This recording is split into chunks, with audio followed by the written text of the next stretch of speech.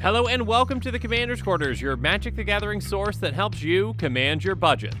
This show and episodes like this one are possible thanks to viewers like you. If you're looking for an easy way to help support this show, make sure that you like, share, and subscribe. Also, hit that bell notification icon so you don't miss any new episodes. You can also go check out our playmats and other merchandise at thecommandersquarters.com. We also have a ton of brand new t-shirt designs in stock, so make sure you check out those as well. Another easy way to support this show is with our TCG Player affiliate links. So whether you're buying a deck or individual cards, you can use this general link right here or one in the description. And the final way that you can support this show is by supporting us directly by becoming a patron. There are many benefits to being a patron, and I truly couldn't do this without all of their support. Hey everyone, Mitch coming in for the Commander's Core Studio. Welcome to the show.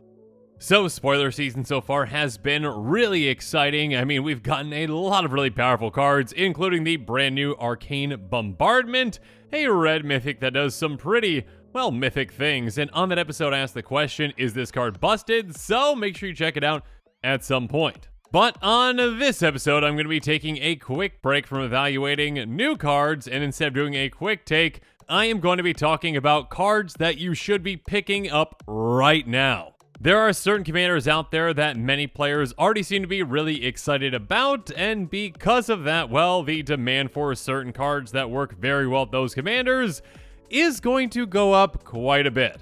So in case you might be interested in these commanders, you might want to consider picking these cards up sooner rather than later. And for ease of use, I have included a link in the description with the cards. And actually, I just want to say before we jump into the episode, this is my first time during a spoiler season trying to tackle one of these types of episodes, and I would love your feedback on it. Let me know in the comments below if you found this to be helpful or not.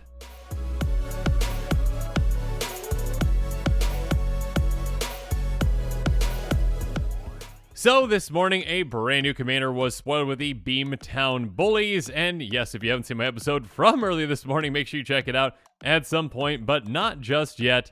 Regardless, it's a very unique commander, and at a high level, what it basically does is get creatures out of your graveyard and into play under an opponent's control, and it goads them. So with a very unique ability, this commander can utilize some otherwise, well, not, I wouldn't say useless cards, but cards that don't see a ton of play in Commander, but are incredibly impactful with this one. For example, one of those cards is Eater of Days, which is a 9/8 with Flample that has, when it comes into play, you skip your next 2 turns. So obviously this doesn't see a lot of play in Commander because, well, that is a massive downside. Yeah, you get a, 9/8 flyer with Trample for just 4 mana, but you lose 2 turns, and that is not worth it in the vast majority of circumstances. But with this Commander, again, all you need to do is get this into your graveyard, maybe with a looting effect or something like that, and then you get into play under an opponent's control. Then this creature is goated. It's a 9/8 that has to attack someone else, and on top of that, of course, that player that you put to play under the control of had to skip their next 2 turns. Now, currently the price of Eater of Days is just 43 cents for the least expensive version, which is that Mystery Booster version. So at this point, this card is very affordable, but there are only 2 printings of it, and it was printed at Rare in Dark Steel. Now, I will mention that I am definitely not an expert at MTG finance, and nor do I claim to be one. That being said, a fantastic website to look at the trends for prices is mtgstocks.com, and that's where I pulled this lovely chart. So as you can see, that price has been pretty consistent lately for that Darksteel version, but again, at this point, this creature does not see a lot of play in Commander, and with a Commander that potentially could really utilize it in a very effective way, that demand could go up quite a bit. Because currently, Eater of Days sees play in 0%, again that is rounded down, of eligible decks out there, so 899 decks in total out of what, over 1 million decks? So yeah, if the Beamtown Bullies are going to be a popular commander like I think they're going to be, that number could definitely go up quite a bit. So at this point, again, with this being a very affordable card, if you might want to build around that commander, you might want to pick this one up sooner rather than later. And of course, the same can be said for Leveler, which is actually a card that I missed on that episode. I mean, it was very early when I was recording, and yeah, Leveler, thank you to all those in the comments who posted that Leveler would be a fantastic card for that same commander. It's a 10/10 Juggernaut that costs 5 mana, and it has, when it enters the battlefield, exile all cards from your library. Now, obviously, this could help you out, if you actually want to get rid of your library and win the game in that way, but most decks don't play in that way, and the decks that do, well, might be a little more competitive and utilize other cards that are more effective at doing this. However, again, for this brand new commander, this card works perfectly. You again essentially reanimate this creature from your graveyard into play under opponent's control, and wow, they've got to swing with a 10-10 at another opponent because this creature's goated. And of course, on top of that, that player loses their entire library, so that player is just pretty much taken out of the game. So at this point, as you can see, we've got 3 versions printed of this card, and the lowest is just 65 cents, so yet again, another good budget card currently. Though, do keep in mind that one of those versions is a Mystery Booster Retail Edition foil, and I'm not entirely sure on the supply of that, but I would guess that that's going to be a bit lower than the others. Though again, not an expert in MTG finance, so my apologies, I could be wrong. Regardless, on MTGstocks.com, we can see that this price shot up in 2019 at some point, but then went back down with a reprinting. So at this point, it seems like its price is the lowest that it's been in quite a while. And again, currently in terms of amount of play that this sees, well, like the previous card Eater of Days that we talked about, it sees play also in 0% of eligible decks. Now, quite a bit more than Eater of Days at 2,709 decks, but still, not a lot in total. And again, with this brand new commander, the Beamtown Bullies, it is essentially a game-ending card for one opponent. So yeah, I can definitely see this card's demand going up quite a bit. Next up, one last card that I do want to highlight for this commander that I did actually mention on the episode is Hellcarver Demon. Hellcarver Demon is a 6/6 flyer, and when it deals combat damage to a player, sacrifice all their permanents you control and discard your hand, exile the top 6 cards of your library. You may cast any number of non-land cards exiled this way without paying their mana cost. So yeah, by hitting a player with this 6/6 flyer, you do get the potential to cast up to 6 things off the top of your library for free, but to do that, you're also sacrificing all other permanents you control and discarding your hand. So yeah, there's a reason the vast majority of decks out there don't want to run this. However, again, with the Beamtown Bullies, by giving this to an opponent and having it goaded, well, they have to attack with it. It's probably going to get through again because it has that flying, and when it does, that player is going to be out all of their permanents, except for this one, which will go away, and then also out their hand as well. Yes, they do get to cast, up to 6 things off the top of their library if they happen to hit some things, but again, all their resources are gone. They are going to be essentially out of the game.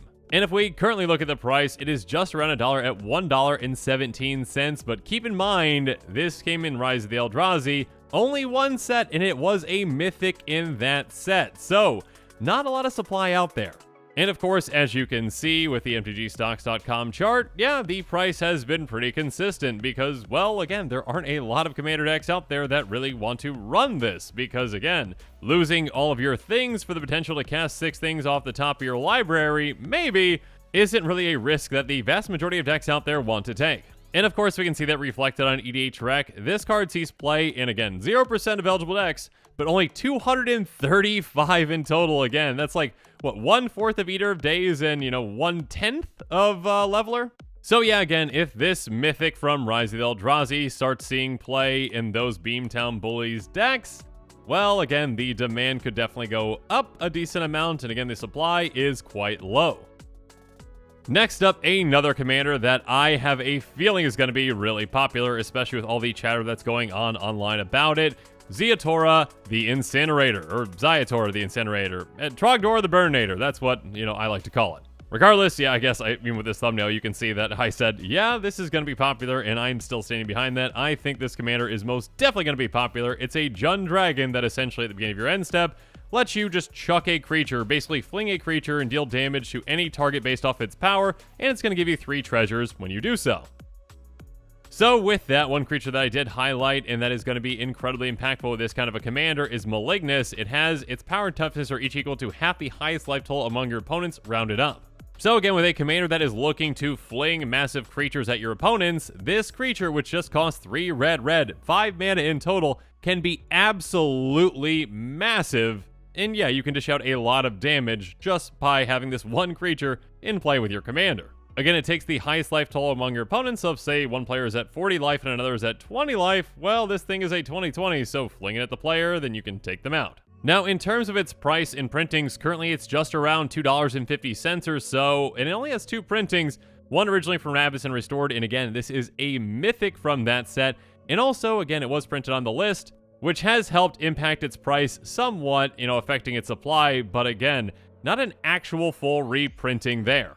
So, as you can see on the MTG stocks chart, basically, the price started increasing further and further and further, up until that list showing, and yes, it has gone down a little bit and kind of leveled out at this point, but again, with this brand new commander that really cares about high power creatures, I can see this mythic going back up pretty quickly. And if we take a quick look at EDH Rec, it does see play in 1% of eligible decks, so not a lot at all, but still higher obviously than the previous 3 cards that we talked about. But still, yeah, 3,466 decks is not all that much. But if this new Jund commander becomes very popular, which I think it's going to be, well, this could go up quite a bit. But the final card that I want to highlight in this episode is Tainted Strike, which is a fantastic card. It's an instant for a black that says target creature gets +1/+0 and gains Infect until end of turn. Again, Zeatora is that commander that's going to be dishing out the damage itself. It's going to be flinging the creature at your opponent, or, whatever creature, or, planeswalker, any target essentially, but usually your opponent's face most likely. And yes, if you get a creature that has a high enough power, again, like that Malignus to take out a player, great. But you also probably just have a good amount of high power creatures out there that have at least 10 power, and when you do, if you give your commander Infect, you take them out in one shot just with poison counters. So this fantastic little trick can take out an opponent when they might think that they're safe with a decently high life total, and then all of a sudden they are gone. And of course, there's also some flexibility with this card in that kind of a deck where if you've got a creature that might get through in combat that has, 9 power or greater, that can just take out that opponent as well. Now, when it comes to printings, this card also only has 1 printing back in Scars of Mirrodin. Now, it is a common, and it's right around $1, but still, it has not been reprinted since. And yeah, I don't see too many Infect sets coming out in the near future, if ever. And as you can see on MTGstocks.com, though its price has been pretty stable as of late, again, with a commander that essentially just flings creatures at, whatever you want to fling it at, especially your opponent's faces, and this is a way to turn that into a one-shot effect, yeah, I can see this card going up in price. Now, out of all the cards that we talked about today, well, this is the one that sees the most play with 2% of eligible decks. But yeah, again, with a commander, again, that could be as popular as I think Zeatora is going to be, that number could go up from, 12,490, even higher. But again, of course, time will tell, and we'll have to see on these. That being said, again, like I mentioned at the beginning of this episode, I would love to hear your thoughts on an episode like this during spoiler season. Do you find this helpful? Do you not find this helpful? I always try my best to take feedback and make adjustments where I can.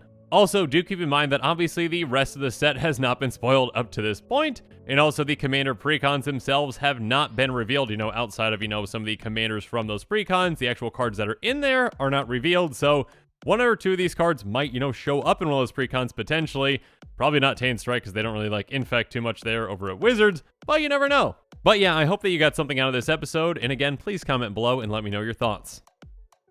And with that, this show is coming to a close, so it's my turn to hear from you. So in the comments below, let me know what your thoughts on this episode are, and as always, thanks again and have a good one.